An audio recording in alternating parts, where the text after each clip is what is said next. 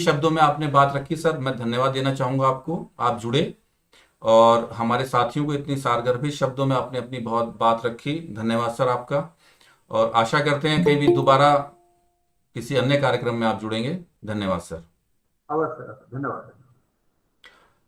मैं बुलाना चाहूंगा अपने अगले वक्ता को। हमारे अगले वक्ता हैं doctor Jagram Singh ji. Associate professor हैं आप, समाजशास्त्र विभाग में, राजकीय महाविद्यालय बांसवाड़ा, राजस्थान से हैं आप। डॉक्टर जगराम सिंह सुन रहे हैं सर? जुड़े हुए हैं सर, जुड़े हुए जी जी जी, बिल्कुल बिल्कुल। हैं। नमस्कार सर। आवाज आ रही है सर? सर सुन पा रहे हैं। नमस्कार साहब जी। मैं पुनः अ, परिचय करा दूं। डॉक्टर जगराम सिंह हमारे बीच में हैं। बहुत सीनियर प्रोफेसर हैं। समाजशास्त्र विभाग से आप ताल्लुक रखते हैं। राजकीय महाविद्यालय बांसवाड़ा, राजस्थान से आप हैं। मैं निवेदन करूंगा, आपका विषय है नई शिक्षा 2020, इसका क्रियान्वयन, चुनौती और अवसर। ये आपका विषय रहेगा आज का। जी तो जी कृपया जी कृपया अपने विषय पर अपने विचार रखें सर। जी।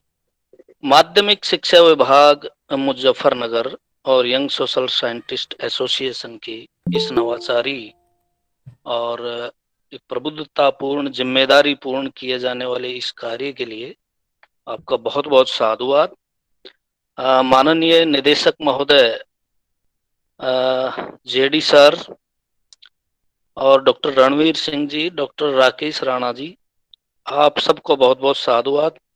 और जितने भी श्रोता सुन रहे हैं वो भी बहुत ही जिम्मेदारी पूर्ण तरीके से, मैं समझ रहा हूं कि वो अपने भविष्य में आने वाली जिम्मेदारियों के प्रति अवेयर हैं और वो सुन रहे हैं। आप सबका इस परिचर्चा में, इस एफडीपी कार्यक्रम में आप सबका स्वागत है।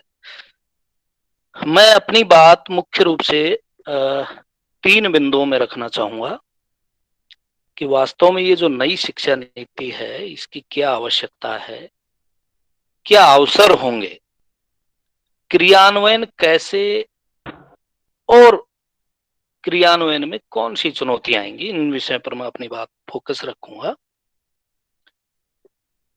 तो नई शिक्षा नीति जो कि बहुत जल्द लागू होने वाली है, ये नई सदी की पहली शिक्षा नीति है और दूरदृष्टि और दीर्घकालिक उद्देश्यों को ध्यान में रखकर ये तैयार की गई है। बहुत ही गहराई से इसको लिया गया है, जैसा कि आदरणीय प्रोफेसर वीरपाल सिंह जी ने हमें अभी मार्गदर्शन दिया है।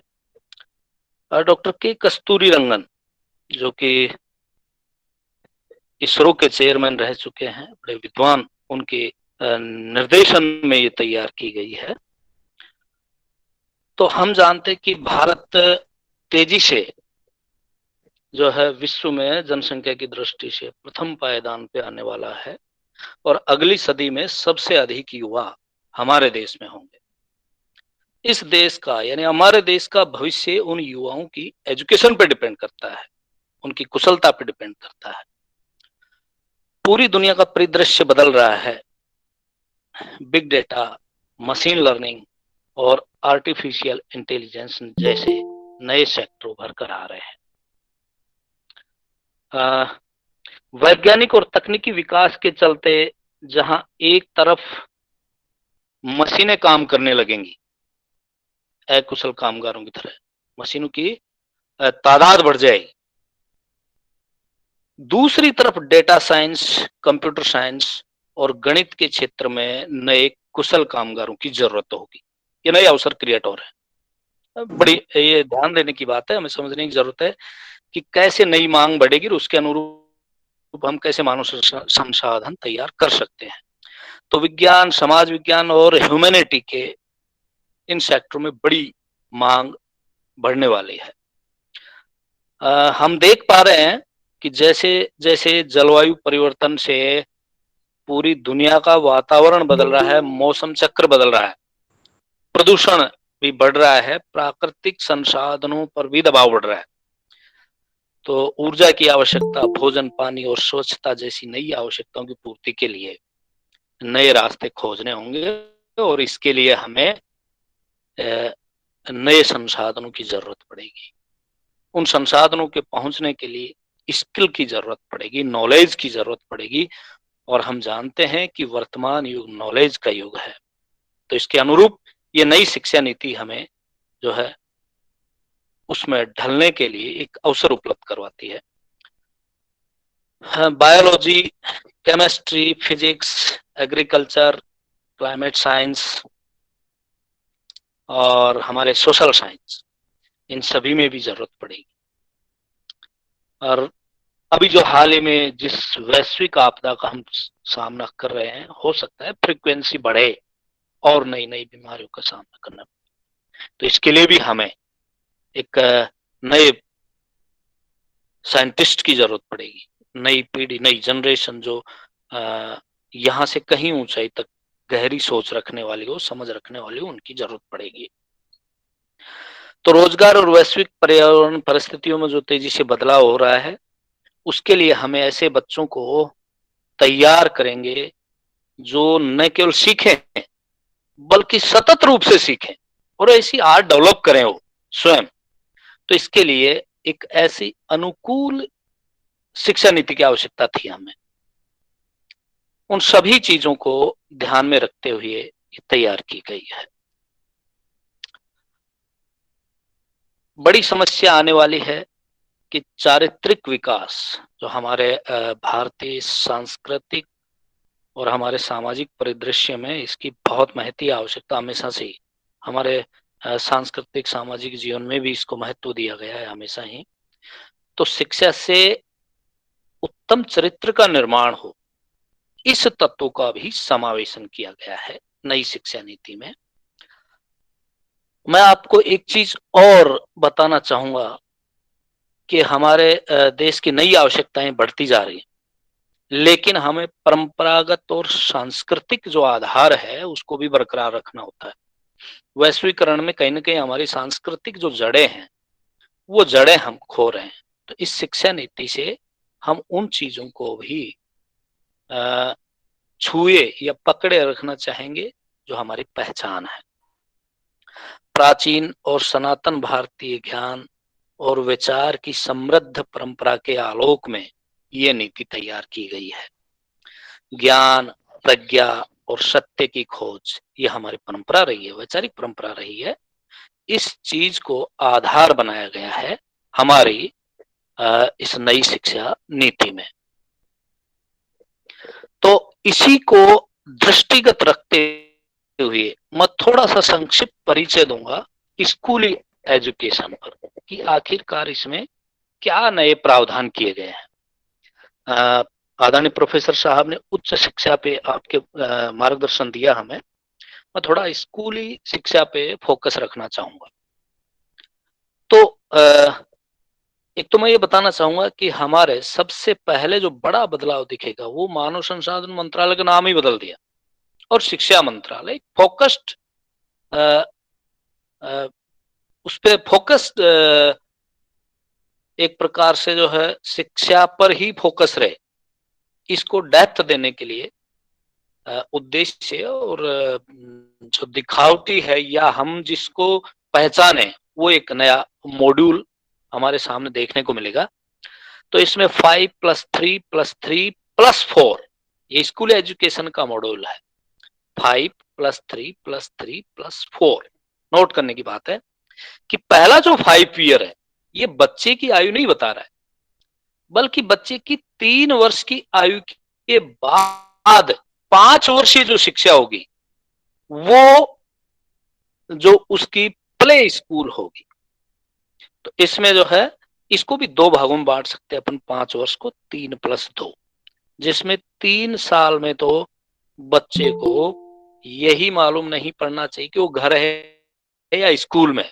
जैसा वो घर में खेलता है, पेरेंट्स के साथ रहता है, वैसे ही शिक्षकों को ट्रेंड किया जाएगा कि वो स्कूल से अपने आप को अटैच्ड महसूस करे और फिर वो आत्मसात करेगा उन चीजों को, अपने साथियों को, एजुकेशन को, जो लिविंग स्टैंडर्ड है, तौर तरीके हैं, उन सबको वो आत्मसात करने के लिए एक प्रकार से तैयार होगा। ये फाउंडेशन स्टेज जैसा कि अभी बताया सर ने।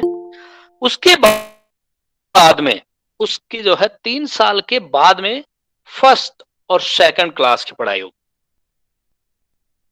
ये भी खेल खेल में एजुकेशन। तो देखिए उसको पता ही नहीं चलेगा कि कब 5 साल की शिक्षा पूरी हो गई।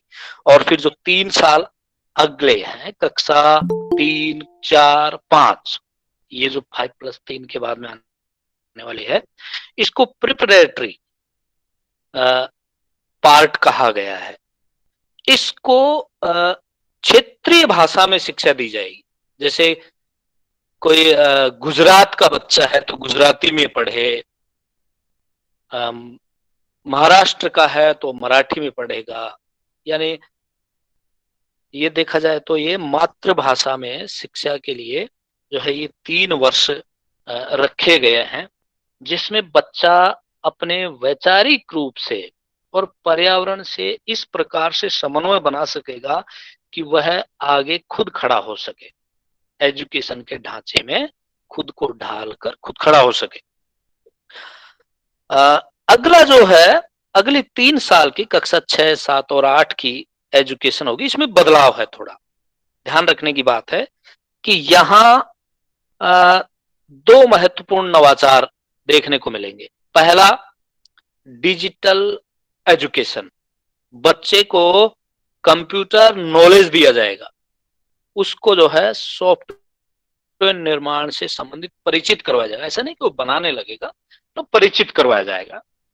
और इसी के साथ साथ उसको वोकेशनल कोर्स के लिए भी तैयार किया जाएगा। वोकेशनल कोर्स यहाँ से शुरू हो जाएगा। बच्चे की अभिरुचि के अनुसार जो है अक्षर ज्ञान और अन्य एजुकेशन माहौल के साथ साथ में उसको वोकेशनल रूप से भी, उसको मानसिक रूप से भी तैयार किया जाएगा। मैं आपको ये बताना चाहूंगा कि जो बुनियादी शिक्षा है वो अपनी क्षेत्रीय भाषा में मिले और वोकेशनल कोर्स भी शुरू हो, ऐसी कंसेप्ट महात्मा गांधी ने भी दी थी। और कहीं ना कहीं देखे तो गांधीजी को छूती हुई ये शिक्षा हमें जो प्राइमरी एजुकेशन से ही इसको प्रतीत हो रही है। आगे जो 4 साल की पढ़ाई है, कक्षा 9, 10, 11, 12, ये अब पहले की तरह स्ट्रीम बेस्ड नहीं होगी। साइंस, कॉमर्स, आर्ट्स इस तरह की नहीं होगी। ये मल्टीपल डिसिप्लिनरी होगी।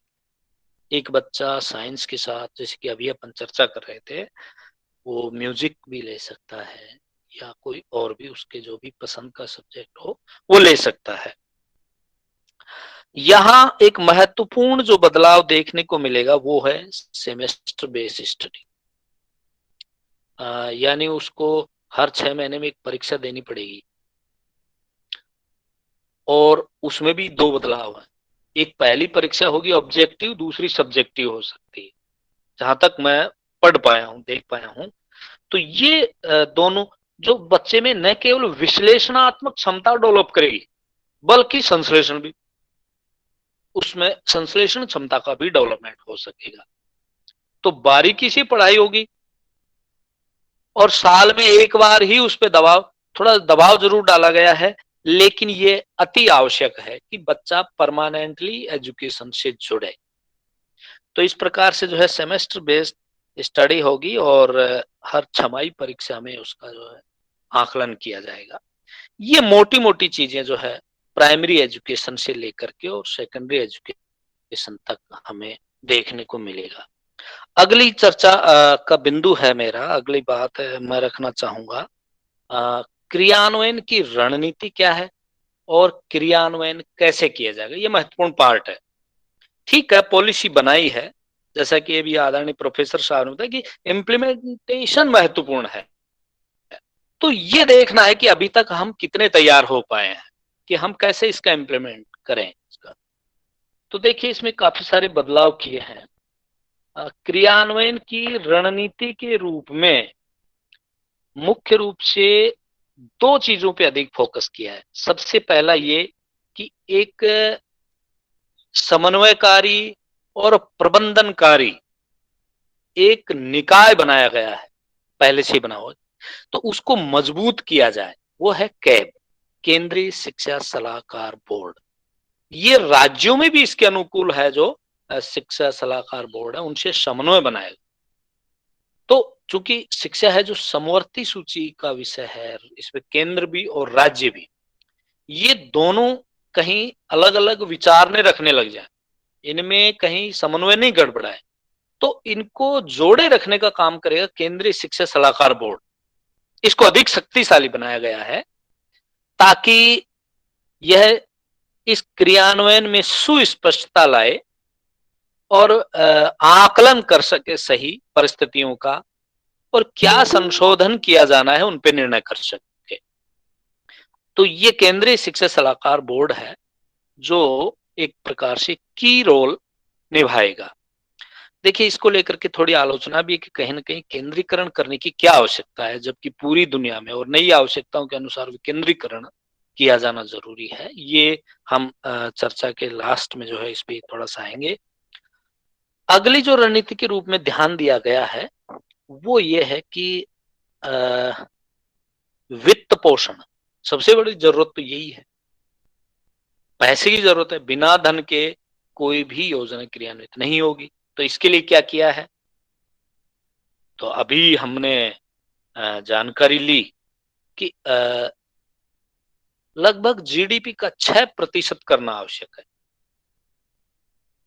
धीरे धीरे बढ़ाया जाएगा। तो लगभग 1.5% के आसपास जीडीपी का जो है धन आवंटन है वो बढ़ेगा। और इसके अलावा जो स्वायत्तता प्रदान की जाएगी संस्थानों को, उनको भी एक मुश्त राशि प्रदान की जाएगी केंद्र द्वारा, ताकि वो अपना इंफ्रास्ट्रक्चर अच्छे से डेवलप कर सकें। तो 2017-18 में लगभग 4.43% के आसपास था, और इसको बढ़ाकर 2030 तक 6% तक ले जाना है। नोट करने वाली बात यह है कि हमारी पूर्व की दोनों शिक्षा नीतियों में ये पहले भी कहा गया है कि हम जीडीपी का भाग ज्यादा से ज्यादा धन आवंटन जो है शिक्षा के लिए करेंगे, लेकिन अनफॉर्चुनेटली ऐसा नहीं हो पाया। ये एक चुनौती के रूप में भी हम देख सकते हैं, आगे आने वाले देखना है कि कैसे हो पाएगा। लेकिन जिस प्रकार से इसमें उत्साह दिखाया जा रहा है, तो हमें निराश होने की आवश्यकता मुझे लगता है नहीं है। तो उत्कृष्ट शिक्षा के लक्ष्य को पाने के लिए जो है सभी राज्य और केंद्र और सभी निकाय मिलकर के और पारदर्शितापूर्ण धन का उपयोग करेंगे। इसके अलावा एक ऐसा मैकेनिज्म डेवलप करेंगे कि किसी भी प्रकार से उसका उपयोग करने में कोई बाधा नहीं आए। मैं आपको बताना चाहूंगा कि हमारे पिछले 4 वर्षों में अगर देखा जाए तो जितना धन आवंटित हुआ है वो ठीक से उपयोग नहीं हो पा रहा, बल्कि अधिकतम 17 या 20% तक ही उसका उपयोग हो पा रहा था। तो इसमें ऐसी समस्याएं हैं कि आसानी से कोई संस्था प्रधान, कोई जिम्मेदार व्यक्ति कोई नया ढांचा खड़ा करना चाहे तो बहुत सारी बाधाएं थी। उन बाधाओं को दूर करने के लिए एक ऐसा मैकेनिज्म बनाने का प्लान किया गया है कि सरलता और शीघ्रता से उसका उपयोग हो, साथ ही पारदर्शिता भी रहे। ये महत्वपूर्ण बात है। अच्छा, इसके लिए 6 क्षेत्रों की पहचान की गई है। मैं आपको बताना चाहूंगी किस प्रकार से व्यय किया जाए। तो इसके लिए 6 बड़े बिंदु हैं जिनकी पहचान की गई है।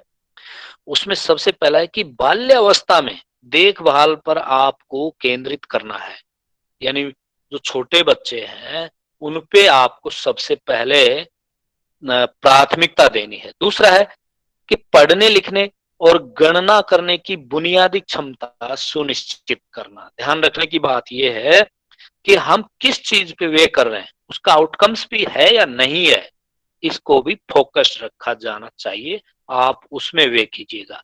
तीसरी बात है कि स्कूल कॉम्प्लेक्स और क्लस्टर्स के लिए सभी संसाधन उपलब्ध होंगे। तो क्लस्टर बेस्ड स्टडी होगी, तो क्लस्टर बेस्ड ढांचा तैयार होगा, उसके लिए पैसे की जरूरत होगी। तो वो पैसा बहुत तीव्रता से और सरलता से उपलब्ध हो, इस पे भी फोकस रखा गया है।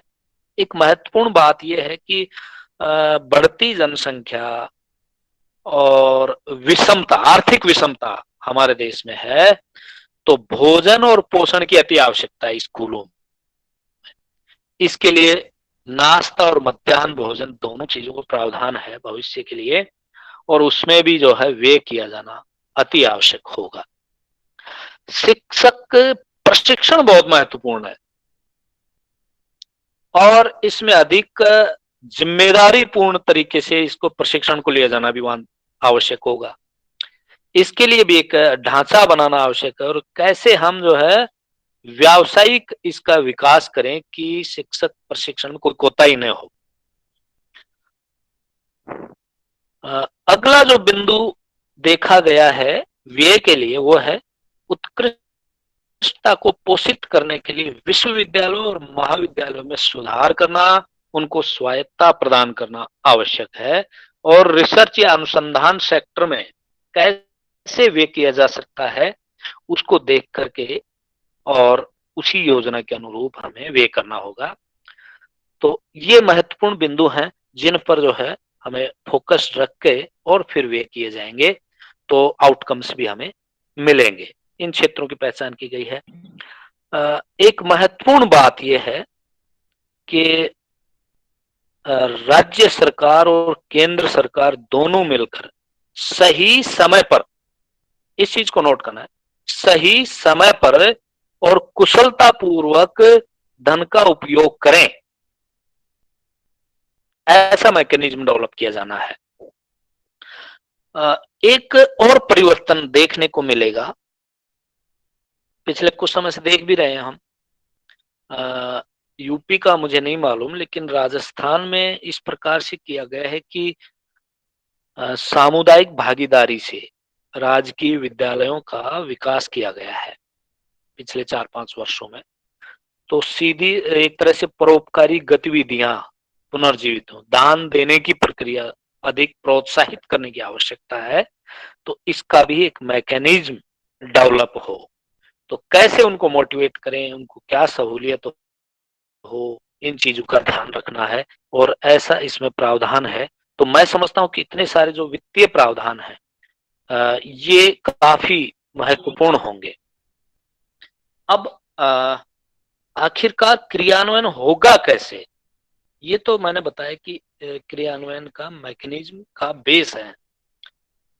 तो देखिए जो हमारे विभिन्न प्रकार के जो निकाय हैं जो इस एजुकेशन पॉलिसी को लागू करने में नियामक का काम करेंगे, मैनेजमेंट का काम देखेंगे, वो सभी समन्वय बनाएंगे जिनमें MHRD, कैब, केंद्र और राज्य सरकारें, शिक्षा मंत्रालय, राज्यों के शिक्षा विभाग, board, NTA national testing agency, school और उच्च शिक्षा के जो भी नियामक या रेगुलेटरी बॉडीज हैं, इसके अलावा NCERT, SCERT, स्कूल और हायर एजुकेशन के इंस्टीट्यूट, ये सभी इस नई शिक्षा नीति को लेकर परस्पर समन्वय बनाएंगे और तालमेल बना करके और एक टाइम बेस्ड,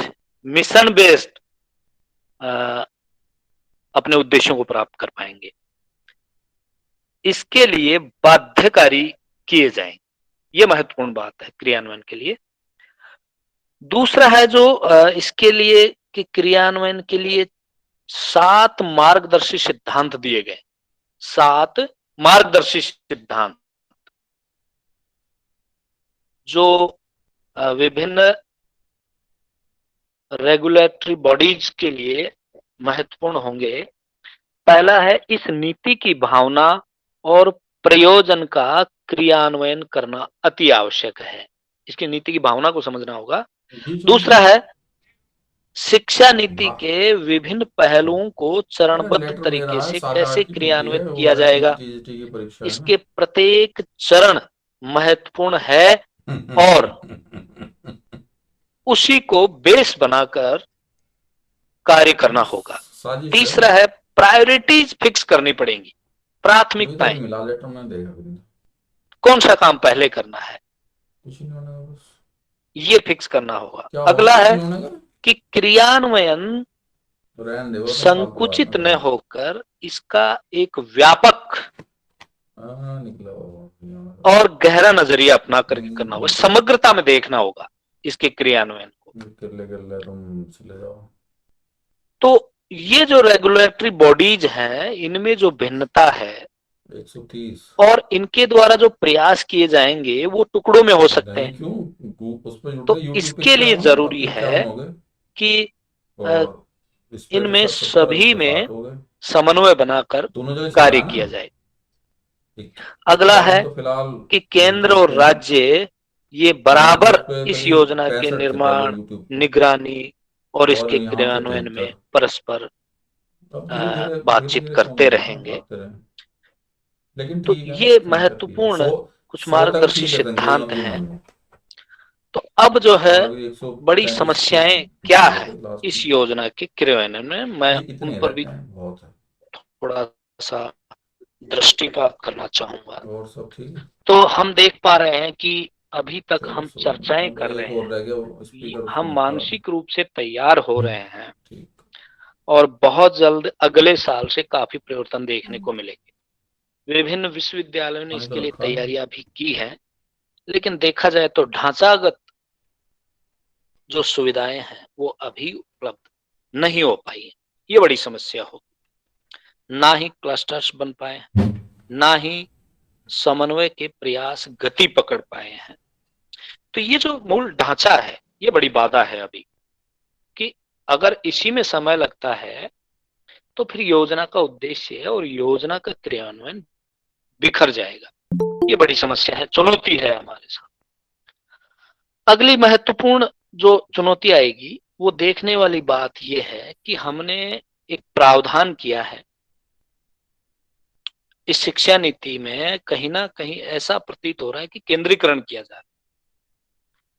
विभिन्न विद्वान इसकी आलोचना भी कर रहे हैं इसी को ध्यान में रखकर कि जब राज्यों को इसमें स्वायत्ता दी जानी चाहिए तो कहीं ना कहीं ऐसा होगा कि जब केंद्रीकरण होगा तो इसमें केंद्र अधिक प्रभावशाली भूमिका में होगा और विभिन्न राज्यों का हो सकता है सत्ता के आधार पर उनमें भेदभाव हो, तो ये केंद्रीकरण उचित नहीं है।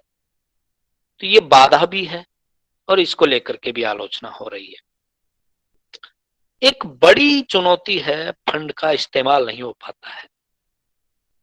पिछले 4-5 साल में 17% तक औसतन बजट का इस्तेमाल हो पाता है, ये बड़ी चुनौती है। इंस्टीट्यूशंस को स्वायत्ता की बात तो कही है, लेकिन स्वायत्ता देंगे कैसे, इसका मैकेनिज्म अभी तक सामने नहीं आ पाया है। उम्मीद की जा रही है कि अगले 15 वर्ष में विभिन्न महाविद्यालयों को विश्वविद्यालयों से स्वायत्त किया जाएगा, वो अपने आधार पर ही डिग्री कोर्स करवाएंगे, ऐसे किया जा रहा है। और ऐसा भी है कि उनको फंड डायरेक्टली उपलब्ध करवाया जाए, ऐसा भी है प्रावधान। तो अगर ऐसा हो पाता है तो निश्चित रूप से हम इन लक्ष्यों को, इस क्रियान्वयन की योजना को शीघ्र मूर्त रूप दे पाएंगे। एक छोटी सी बात देखने की आई कि जैसे अभी चर्चा कर रहे थे हम कि प्राइमरी एजुकेशन में मातृभाषा का ध्यान रखा है।